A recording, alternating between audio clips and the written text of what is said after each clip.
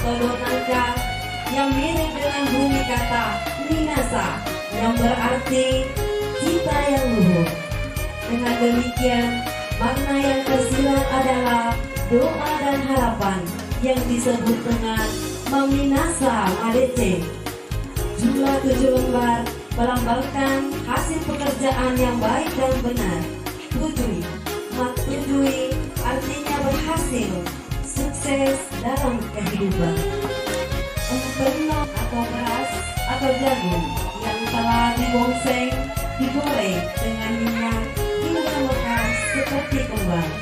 Hal ini bermakna dan mengandung harapan. Kiranya calon mempelai kelak akan berkembang dengan baik. Empenoi adai artinya mampu mengembangkan diri dan mandiri dalam kehidupan. Perlengkapan mapaci yang keenam, tai bani atau pati lilin dari ampas madu lebah.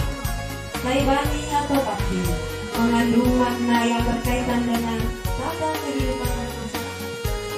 Dahulu, tai bani dapat digunakan sebagai sumber atau pelita yang berarti teladan.